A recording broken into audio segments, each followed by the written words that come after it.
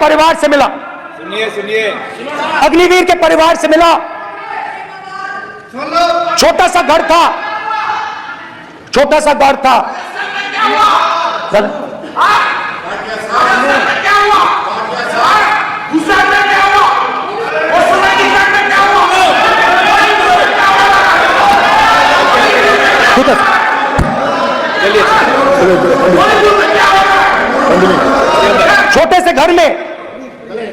छोटे से घर में अग्निवीर शहीद हुआ, लैंडमाइन ब्लास्ट में शहीद हुआ। मैं उसे शहीद कह रहा हूं, मगर हिंदुस्तान की सरकार उसे शहीद नहीं कहती है। नरेंद्र मोदी उसे शहीद नहीं कहते हैं, नरेंद्र मोदी उसे अग्निवीर कहते हैं। उस घर को पेंशन नहीं मिलेगी, उस घर को कंपनसेशन नहीं मिलेगी, शहीद का दर्जा नहीं मिलेगा। और बेचारे बैठे हुए थे, 3 बहनें थी, एक साथ बैठी हुई थी, रो रही थी। आम जवान को पेंशन मिलेगी, जरूर दुख होगा, मगर हिंदुस्तान की सरकार आम जवान की मदद करेगी। मगर अग्निवीर को जवान नहीं कहा जा सकता। अग्निवीर यूज एंड थ्रो मजदूर है। और आप उससे कहते हो, उसको आप 6 महीने की ट्रेनिंग देते हो, 6 महीने की ट्रेनिंग देते हो। दूसरी तरफ चाइना के जवान को 5 साल की ट्रेनिंग मिलती है, राइफल लेकर उसके सामने खड़ा कर देते हो, उसके दिल में भय पैदा करते हो। एक जवान और दूसरे जवान के बीच में फूट डालते हो कि एक को पेंशन मिलेगी, एक को शहीद का दर्जा मिलेगा, दूसरे को नहीं मिलेगा, और फिर अपने आप को देशभक्त कहते हो। ये कैसे देशभक्त है? फिल्म स्टार जैसी फोटो थी उस लड़के की, फिल्म स्टार, बॉलीवुड स्टार की फोटो थी। मैं सोच रहा था, देखो इस युवा ने जान दी। स्पीकर सर,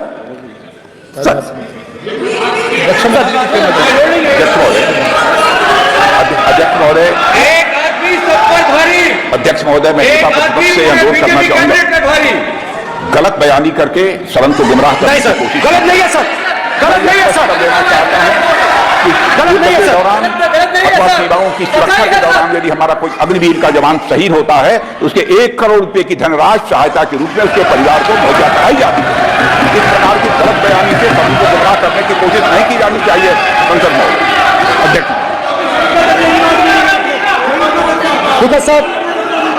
स्पीकर साहब देखिए, स्पीकर साहब देखिए,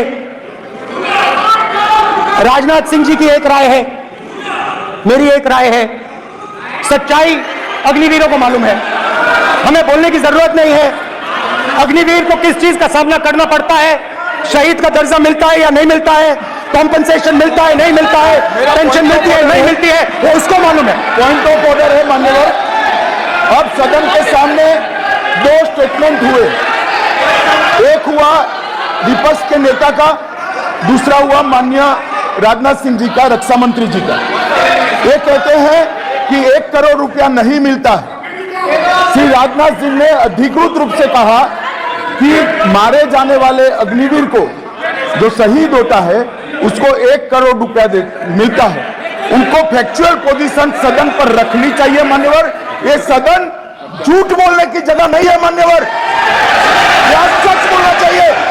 और अगर ये नहीं रखते हैं तो उनको ये सत्यापन नहीं करते अपने स्टेटमेंट का, तो उनको सदन और देश से और अग्निवीरों से माफी मांगनी चाहिए मान्यवर।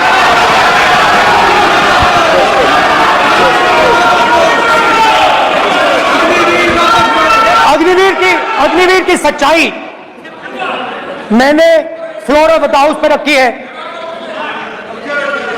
और राजनाथ सिंह जी ने भी कहा है, जो रियलिटी है वो हिंदुस्तान की सेना को मालूम है, वो अग्निवीरों को मालूम है। उनके कहने से या मेरे कहने से कोई फर्क नहीं पड़ता, सच्चाई तो उनको मालूम है, उनको मालूम है सच्चाई कौन बोल रहा है।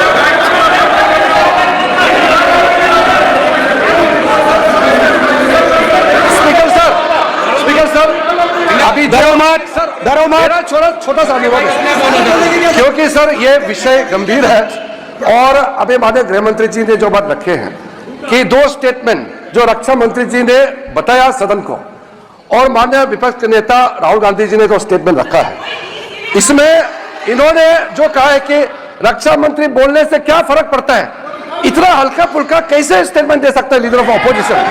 इसलिए सर इन्होंने जो बात रखा है पुष्टि करना चाहिए और हम लोग भी सर नियम के मुताबिक अपना बात रखेंगे सर।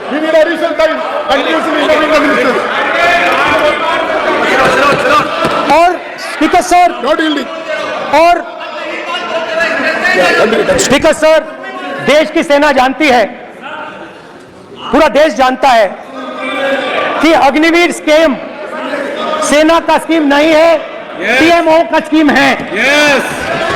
और पूरी सेना जानती है कि स्कीम प्राइम मिनिस्टर का ब्रेन चाइल्ड था, स्कीम सेना का ब्रेन चाइल्ड नहीं था।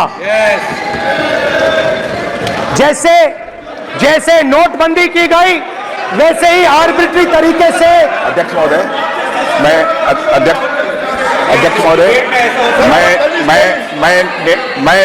मैं नेता प्रतिपक्ष से विनम्रतापूर्वक अनुरोध चाहूं कि कृपया वह सदन को गुमराह करने की कोशिश न करें।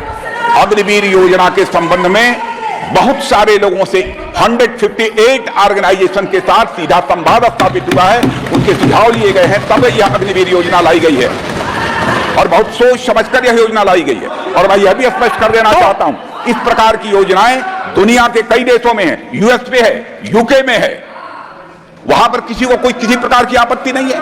अब बिना अग्निवीर योजना के बारे में समझे, बिना उस संबंध में कोई पूरी जानकारी हासिल किए इस तरीके से सदन को गुमराह करना, इसे कदापि उचित नहीं ठहराया जा सकता। महोदय, मैं तो आपसे यह अनुरोध करूंगा, इसे सदन की कार्रवाई से बाहर निकाला जाना चाहिए। आपको देखिए, सिंपल सी बात है स्पीकर सर, इनको अग्निवीर अच्छा लगता है, आप उसको रखिए, हम उसको बदल देंगे, हटा देंगे। सिंपल सी बात है, हमारी सरकार आएगी, अग्निवीर को हम हटा देंगे, क्योंकि हम सोचते हैं कि अग्निवीर सेना के खिलाफ है, जवानों के खिलाफ है, देशभक्तों के खिलाफ स्कीम है। हम इस स्कीम को नहीं चाहते।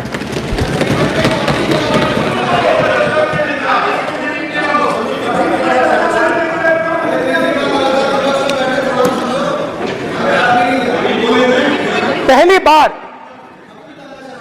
हिंदुस्तान की हिस्ट्री में जनता से स्टेट्स छीने गए हैं। जम्मू कश्मीर लद्दाख से आपने पहली बार स्टेट छीना है। मणिपुर को आपने सिविल वॉर में डुबा दिया है। मणिपुर को आपने और आपकी योजनाओं ने, आपकी पॉलिटिक्स ने जला दिया है। और आज तक हिंदुस्तान के प्रधानमंत्री मणिपुर नहीं गए। ऐसा लगता है कि मणिपुर हिंदुस्तान का प्रदेश नहीं है। प्रधानमंत्री के लिए मणिपुर स्टेट ही नहीं है। मणिपुर में सिविल वॉर हो ही नहीं रही है। और एक बार बयान दिया, हमने मतलब प्रेशर लगाया, हम गए, हमने प्रधानमंत्री से कहा एक मैसेज दे दीजिए, मणिपुर चले जाइए, जनता की वहां रक्षा कीजिए। नहीं,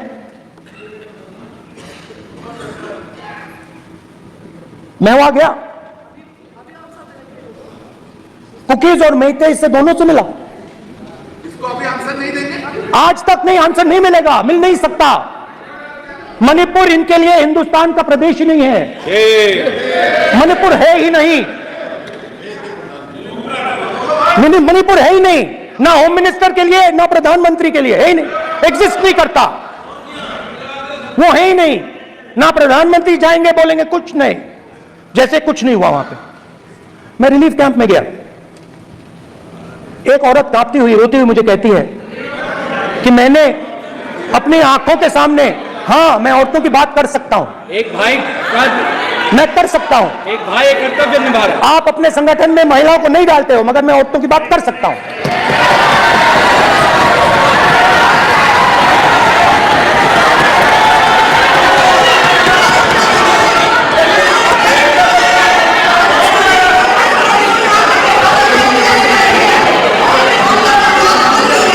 कहती है मैंने अपने आंखों के सामने मेरे आंखों के सामने मेरे बच्चे को गोली मारी गई। मैं भागना नहीं चाहती थी, मैं मरना चाहती थी, उसके साथ मरना चाहती थी। मुझे घसीट के वहां से ले गए और फिर मेरे को अपने बच्चे की फोटो दिखाती है, कांपती हुई ऐसे फोटो दिखाती है। ये आपकी योजनाओं का नतीजा है। आपको शर्म आनी चाहिए।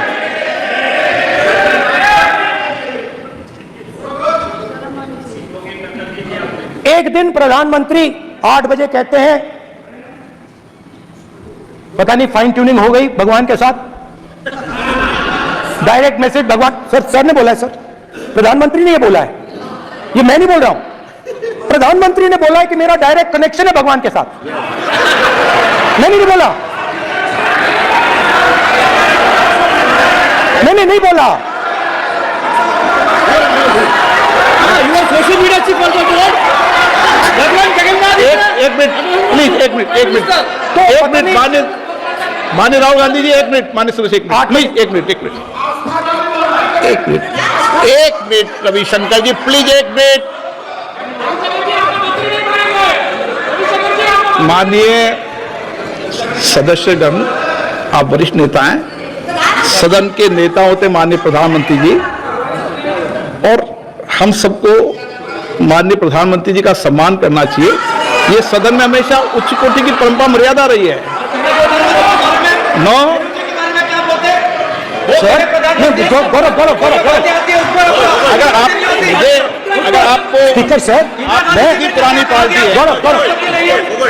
स्पीकर सर, मैं रिस्पेक्ट कर रहा हूं, ये प्रधानमंत्री के शब्द है, मेरे शब्द नहीं है।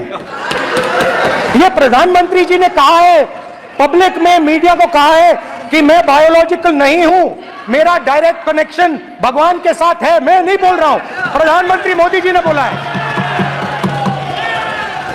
तो पता नहीं उस टाइम 8 बजे भगवान का मैसेज आया होगा हिंदुस्तान वही मगर फिर श्री राम ने आपको दूसरा मैसेज दे दिया अयोध्या में। भगवान का मैसेज आया होगा, मोदी जी नोटबंदी कर दीजिए। नोटबंदी कर दिया, डायरेक्ट ऊपर से आया मैसेज, ऑर्डर आया खटाक। और अलग अलग ऑर्डर आते हैं। अदानी जी वाला ऑर्डर आता है, बंबई एयरपोर्ट अदानी जी का ऊपर से ऑर्डर आता है, खटाखट ऑर्डर आते हैं। तो नोटबंदी कर दी। स्मॉल और मीडियम बिजनेसेस जो हैं, जो हिंदुस्तान की रोजगार की रीढ़ की हड्डी है, बैकबोन है, उड़ा दिया, खत्म कर दिया। आज नतीजा यह है कि ये जो भी करना चाहे करें, हिंदुस्तान के युवाओं को रोजगार नहीं मिल सकता। Job creation backbone is broken, finish, खत्म। नोटबंदी की, गलत जीएसटी लागू की, उड़ा दिया। अब मैं सोचता हूं, पहले मैं सोचता था ये पता नहीं कैसे हुआ, अब मैं समझता हूं कि ये अदानी जी, अंबानी जी जैसे लोगों के लिए किया गया। ये रास्ता साफ करने का तरीका था, रास्ता साफ करने का तरीका था।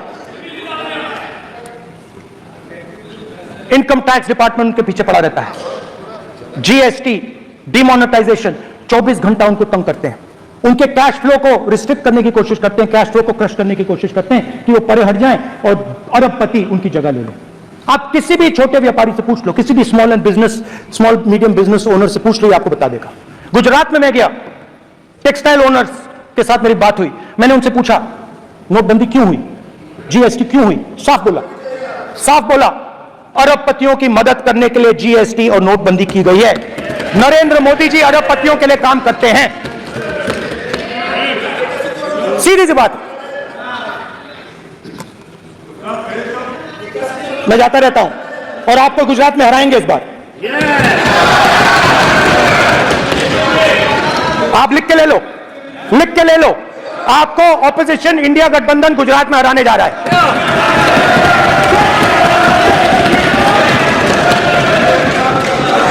किसानों को डराने के लिए लैंड एक्विजिशन बिल जो हम लाए थे, उनकी जमीन की रक्षा करने के लिए, उनको सही कॉम्पनसेशन देने के लिए, उसको आपने खत्म कर दिया। यहां कोशिश की, कर नहीं पाए तो स्टेट्स में खत्म कर दिया, खत्म कर दिया।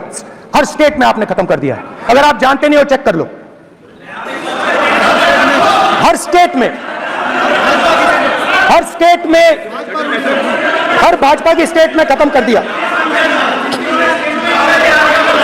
हर भाजपा रूल स्टेट में खत्म किया है, हर भाजपा की रूल स्टेट में खत्म किया है, हर भाजपा की रूल स्टेट में खत्म किया है। सर, हर भाजपा की रूल स्टेट में खत्म किया है। खट्टर साहब का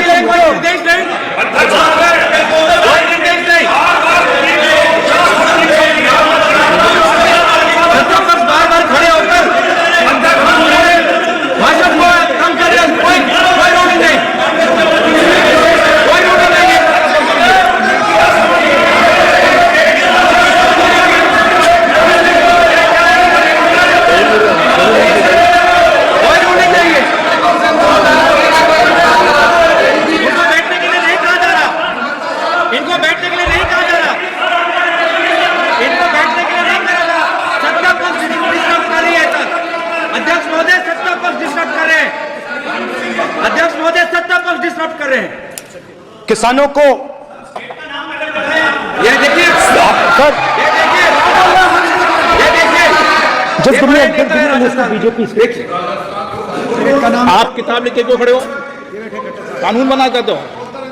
आप क्या बोलना चाहते हैं, कानून से बताओ। स्पीकर का डायरेक्शन है सर, स्पीकर का डायरेक्शन 115, और वो ये कहता है सर, वो ये कहता है कि कोई भी मेंबर यदि अपनी बातें कहना चाहता है, जैसे अग्निवीर के बारे में उन्होंने कहा या स्टेट के बारे में कहा, उनको ऑथेंटिकेट करना पड़ेगा, नहीं तो माफी मांगनी पड़ेगी। ये आपका डायरेक्शन है 115(1) और 115(2). इसीलिए वो जो बातें कर रहे हैं उसको ऑथेंटिकेट करें, चाहे अग्निवीर के लिए चाहे वो किसानों के लिए करे सर। ये आपका डायरेक्शन है।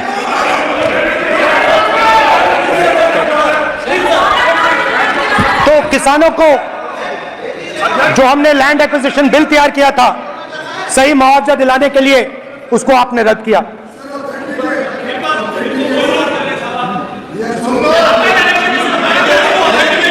ऑथेंटिकेट कर देंगे, ऑथेंटिकेट कर देंगे, कर देंगे हम ऑथेंटिकेट।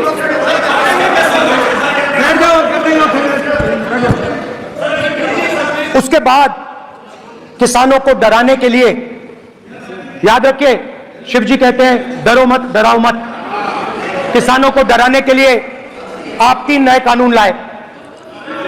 प्रधानमंत्री ने उनसे कहा कि ये आपके फायदे के कानून हैं। सच्चाई थी कि वो अदानी जी, अंबानी जी के फायदे के कानून थे। हिंदुस्तान के सारे किसान खड़े हो जाते हैं। आज तक सड़क ब्लॉक है। अगर आप वहां जाएंगे, आज तक आपको दिखेगा कि वो सड़क जिस पे किसान आए थे वो आज तक बंद पड़ी हुई। हरियाणा में 2 जगह किसान खड़े हो गए, कहते हैं नहीं, ये हमारा नहीं है। आप हमारे से हमारी मेहनत का फल छीनना चाहते हो, हम इस बात को एक्सेप्ट नहीं करेंगे। आप उनसे बात नहीं करते, आप उनको कहते हो, आप बात नहीं करते।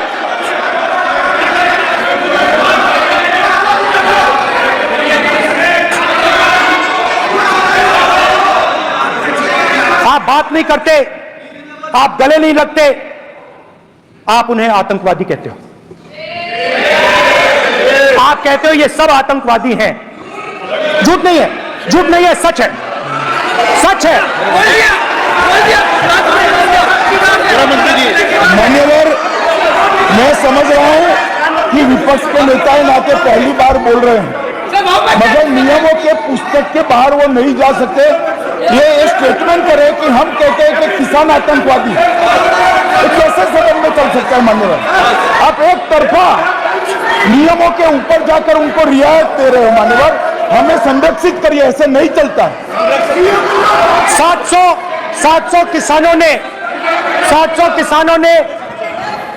किसान शहीद हुए। हमने इस हाउस में कहा कि किसानों के लिए मौन होना चाहिए। आपने मौन नहीं होने दिया। आपने कहा ये किसान नहीं है, आपके मुताबिक ये किसान नहीं थे, ये आतंकवादी थे। देखिए आपकी एलाई सिर हिला रही है, वो भी सहमत है, कौर जी सहमत है। देखिए हमारी जरूरत नहीं है, वो सहमत है आपसे, वो सहमत है। माननीय बोला नो माननीय सदस्य, किसान क्या मांग रहा है सर? स्पीकर सर, माननीय सदस्य, स्पीकर सर, किसान क्या मांग, सॉरी, मेरा यह आग्रह है, आपकी पार्टी का समय नहीं बचेगा, नहीं है पूरा।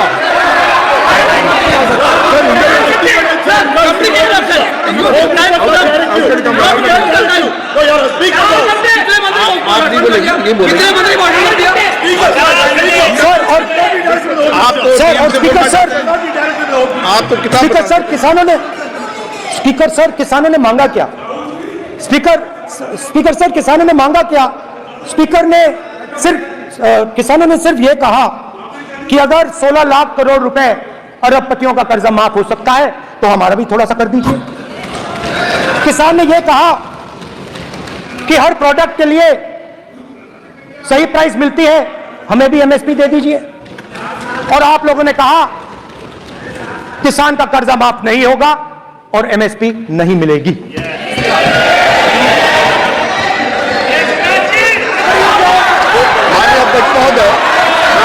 ये गलत बयानी कर रहे हैं। एमएसपी सरकार दे रही है और ये मोदी जी की सरकार है जिसको उत्पादन की लागत पर कम से कम 50 माननीय अध्यक्ष महोदय, उत्पादन की लागत पर कम से कम 50% जोड़कर एमएसपी दी जा रही है और नहीं दी जा रही है। सत्यापित करें माननीय अध्यक्ष महोदय, ये गलत बयानी कर रहे हैं, ये सदन को गुमराह कर रहे हैं, गलत बयानी कर रहे हैं।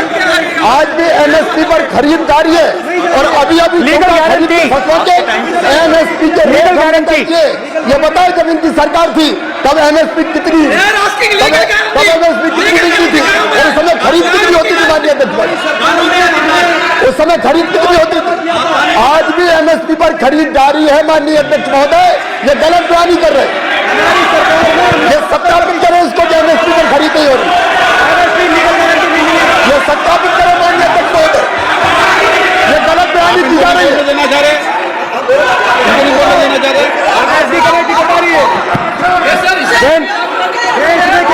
स्पीकर सर, एमएसपी जब मैं speaker sir, MSP with legal guarantee, Speaker sir. The issue is MSP with legal guarantee, not just MSP. MSP is being given. The issue is Kisans want MSP with legal guarantee, which you are not ready to give them. तो किसानों में आपने डर डाला, भय डाला, महिलाओं में महंगाई, गैस सिलेंडर, सेना में अग्निवीर, हर व्यक्ति के लिए आप लोगों ने भय का कोई ना कोई पैकेज दिया, गिफ्ट दिया, तोहफा दिया। स्टूडेंट्स की बात करते हैं। जो आप 2000 साल पहले की बात करते हो, थोड़ी सी भविष्य की भी बात कर देते हैं, इंडिया के फ्यूचर की बात कर देते हैं। रोजगार को आपने खत्म कर दिया, नोटबंदी, जीएसटी, जो आपने स्मॉल एंड मीडियम बिजनेसेस थे उनको खत्म करके युवाओं को आर्मी में अपॉर्चुनिटी मिलती थी, अग्निवीर उनके लिए आपने दे दिया, वो खत्म कर दिया, रास्ता ब्लॉक कर दिया। पब्लिक सेक्टर को आप प्राइवेटाइज करते हैं, वो रास्ता बंद कर दिया। और अब एक नया फैशन निकला है, नीट।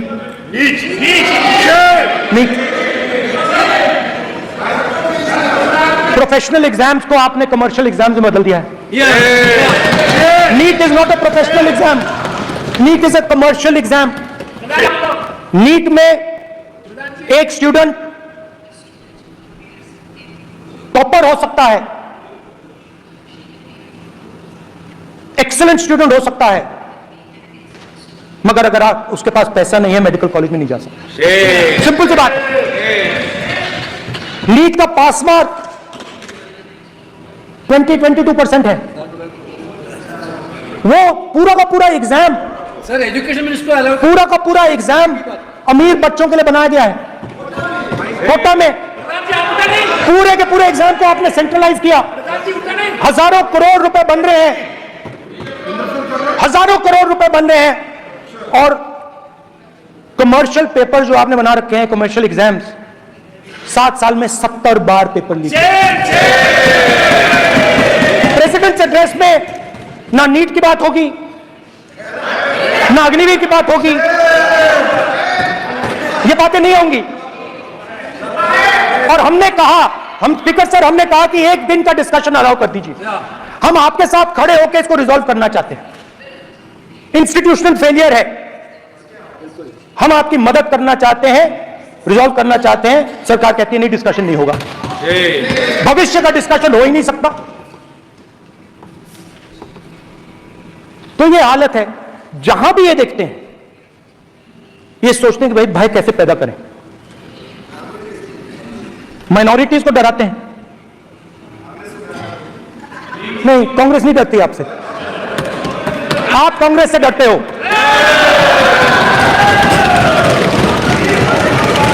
हिंसा, नफरत, माइनॉरिटीज के खिलाफ, मुसलमानों के खिलाफ, सिखों के खिलाफ, क्रिश्चियंस के खिलाफ। और माइनॉरिटीज ने क्या किया? माइनॉरिटीज ने क्या किया? हर स्फीयर में हिंदुस्तान को रिप्रेजेंट करते हैं, नाम रोशन करते हैं, पत्थर जैसे हिंदुस्तान के साथ एक साथ खड़े हैं, देशभक्त हैं। और आपने सारे के सारे माइनॉरिटीज पर आक्रमण किया, उनके खिलाफ हिंसा, नफरत फैलाई।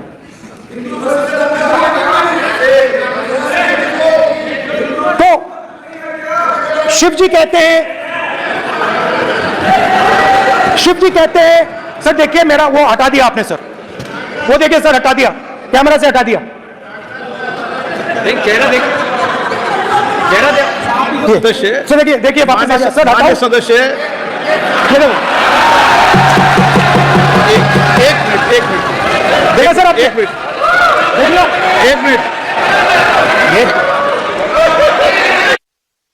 सर मैं प्लीज एक मिनट सर मैं सर इतना कहना चाहता हूं, माननीय सदस्य प्लीज। नहीं ये ठीक नहीं है।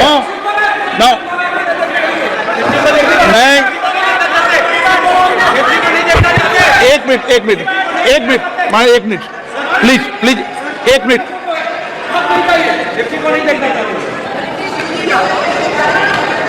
आप प्रतिपक्ष के नेता हैं और मैं आपसे अपेक्षा करता हूं कि सदन की गरिमा बनी रहे, मर्यादा बनी रहे, नियमों का पालन हो। आप खुद मानते हैं शिव जी को भगवान, और उनको बार बार इस तरीके से यहां पर चित्रित करना ये उचित नजर नहीं आता, मुझे लगता है। स्पीकर सर देखिए, आप रूल्स की किताब पढ़ोगे? आप रूल्स में है कि आप कोई भी चित्र को नहीं दिखा सकते सदन में, आप किसी बात का नाम नहीं ले सकते। आप नियम प्रक्रियाओं से नहीं बोल रहे हैं। सदन की मर्यादा, नियम प्रक्रिया इससे चलती है, आपने बनाया, सबने बनाया है। स्पीकर सर,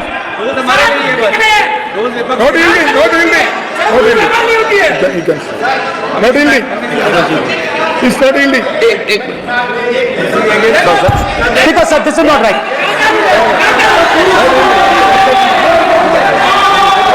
सर, माननीय स्पीकर महोदय, मैं आपका ध्यान रूल 356 की तरफ आकृष्ट करना चाहता हूं। अगर कोई सदस्य स्पीकर साहब के ध्यान में लाने के बाद इररिलेवेंट और लगातार किसी विषय को बार बार दोहराता है, तो आपके पास ये अधिकार है कि आप उस सदस्य को निर्देशित करके रोक सकते हैं। आप अपने अधिकार का प्रयोग करिए। सच्चाई को रोका नहीं जा सकता।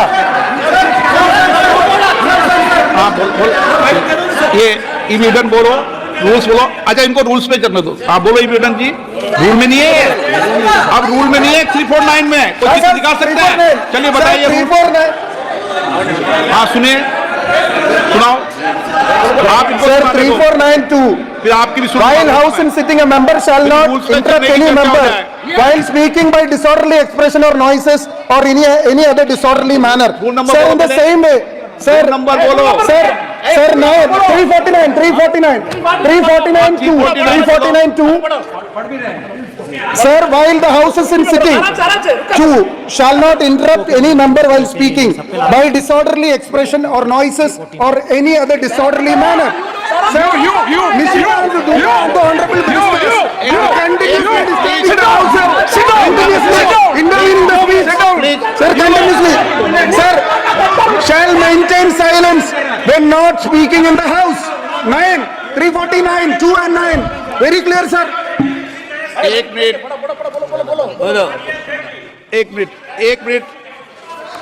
अब आप एक मिनट आपने बताया 349 ओके एक मिनट इस पे आ जाए सभा में झंडे प्रतीक या कोई भी प्रदर्शित वस्तु प्रदर्शित नहीं करेंगे माननीय प्रतिपक्ष के नेता आप आपके सदस्य का रूल की पालना कर लें अच्छा है तो नीट में तो सब इनके जगह भय सदस्य ने फैलाया। नियम बताया उसकी पालना करने के लिए कह रहा हूं मैं तो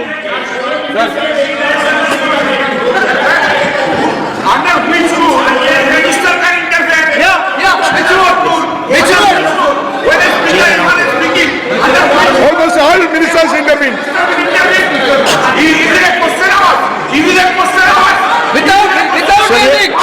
ओके प्लीज आप मान अधिवक्ता प्लीज बैठिए अध्यक्ष आसन पर बैठे सभापति या अध्यक्ष माननीय सदस्य को अलाउ कर सकता है ये नियम में नहीं है ये नियम में नहीं है क्या नो कर सकते हैं आप रूल्स पे मत चलिए रूल्स पे चलेंगे तो नो ये नियम में नहीं लिखा कि एलओपी बोले तो आप बीच में नहीं बोल सकते नो अध्यक्ष के आसन की व्यवस्था दे सकते हैं प्लीज चलो Sir, you have allowed 2 ministers, 3 ministers, and I want to make very short references. Read this. 352. A member while speaking shall not make personal reference by way of making an allegation, imputing a motive to or questioning the bona fides of any other member of the House. Okay Has Rahul Gandhi made reference to आप any other 351 member? Sir, ये हुआ नहीं और or use utter treasonable, seditious or defamatory words. He is mentioning the name of Shiva. Defamatory. आप क्यों दुकान में बैठा हूं मैं सीट पे आप अभी मैं बता दूंगा सब नियम सर ये लोग नहीं समझते हैं maybe because of their inadequate knowledge of English they thought that reference to he did not make any personal reference next point Okay. Sir आप Rajnath Singh ji made a point on Agniveer.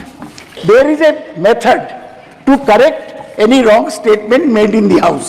Please read 115(1) of the directions by the Speaker.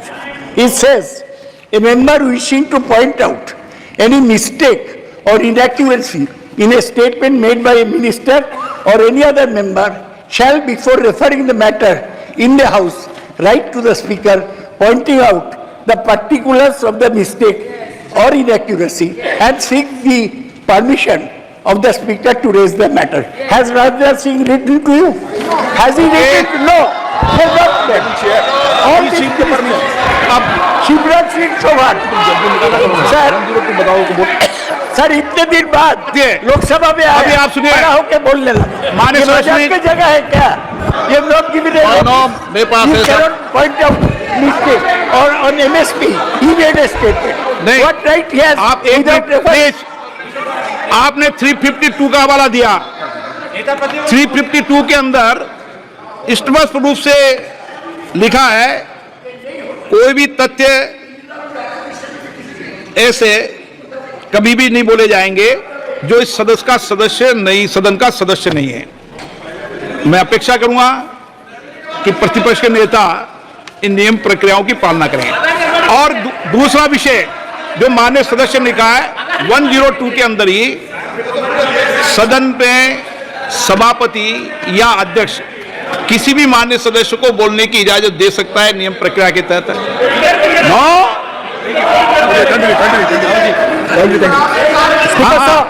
Speaker साहब, मेरी permission से किसी को भी allow कर सकता हूं और मेरी बिना परमिशन के कोई नहीं बोला है। See, sir, Speaker sir, NEET students spend years and years preparing for their exam. Their family supports them financially, emotionally. And the truth is that NEET students today do not believe in the exam. Because they are convinced that the exam is designed for rich people, not meritorious people. I have met NEET students, every single one of them tells me that the exam is designed to create a quota for rich people and to create a passage for them into the system, and is designed not to help poor students. Now, इससे भी बहुत डर होता है, महीनों पढ़ा करते हैं, ये पता नहीं कि भैया एग्जाम लीक हो जाएगा, नहीं होगा, अगर पास भी हो गए तो पैसा कहां से आएगा। तो उधर भी इन लोगों ने भय डालने का काम किया। तो जहां भी ये देखते हैं ये भय डालते हैं, सेना में, युवाओं में, किसानों में, मजदूरों में, महिलाओं में, डिसेबल्ड में भी। और मैं ये भी कह सकता हूं कि हिंदुस्तान में भी नहीं, मगर अपनी पार्टी में भी भय है। भय है, सच्चाई है। देखो अब आप चिल्ला नहीं रहे हो, अब आप शांत हो, अब बिल्कुल शांत हो, सच्चाई बोल दी, चिल्ला नहीं रहे, चुप। क्योंकि आपकी ट्यूनिंग डायरेक्टली, प्रॉब्लम क्या है, आप चिल्ला भी नहीं सकते क्योंकि कनेक्शन नहीं। सर मैं बोल रहा हूं, सर समझा रहा हूं, स्ट्रक्चर बोल रहा हूं। सर लोकतंत्र में पार्टी में डेमोक्रेसी होनी चाहिए। कोई भी इन पार्टियों में कोई भी आके कुछ भी कह देता है। ग्रुप ऑफ 22, 23, 24, 25 सब जो बोलना है बोल देते हैं, मगर आपकी पार्टी में भय है। सत्यमेव जयते, ना डरो ना डराओ। Sir, when I became LOP, I realized something that I had not realized before, and it's also on the lines of the principles of Shiva. It's on those same lines. And the idea was that after becoming LOP, all my personal dreams, my personal aspirations, my personal fears have to be put aside. I am now actually two people. I'm not one person. I'm a constitutional person, and my job is to be leader of the opposition, to represent all these parties equally. In fact, I don't just represent the Congress party, I represent every single party. And I have to treat every single party with love and affection. So when Hemant Soren ji is in jail or Kejriwal is in jail, it should disturb me, it should hurt me. Yes. When you unleash your agencies on these political people, it is our job to defend them. Because there is a constitutional person and an individual. And what Shivji is saying is that when you are a constitutional person, the individual should die. The individual's aspirations, the individual's dreams should die. And you should become the voice of the people. Yes. Meaning that you should have no fantasies, no dreams, nothing. The perfect public representative is one who is actually dead. That is what Shivji is saying. You understand? Now, Speaker sir, now, my advice, So there are two structures now. One is me as an individual, and one is me as leader of the opposition. Me as an individual, I might have my likes and dislikes, I might have my views, but me as leader of opposition have to suppress them, have to reduce them and say, now I'm the voice of the opposition. That is the idea of the democratic system. The people have given me a responsibility, and that responsibility should overcome my personal likes, dislikes, aspirations. Now, Speaker Sir, why I'm saying this, and forgive me for saying this, but when you were being put in that chair, I walked there to help you, to walk with you to the chair. And I shook hands with the Prime Minister, and I shook hands with you. And then I walked to your chair. And you are the final arbiter of the Lok Sabha. You're the final word here. What you say fundamentally defines Indian democracy. You don't allow us to speak, you allow us to speak, you allow them to speak, you don't allow us to speak. All these things define Indian democracy. Speaker Sir, there are actually two people sitting in that chair. There is the Speaker of the Lok Sabha, the Speaker of the Indian Union, and there is Mr. Om Birla. When Modi ji went and shook your hand, and I went and shook your hand, I noticed something. When I shook your hand, you stood straight like this and shook my hand. And when Modi ji shook your hand, you bowed down and shook his hand.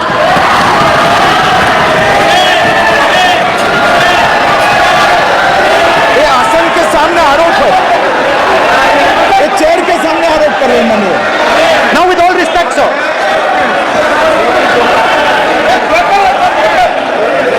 such a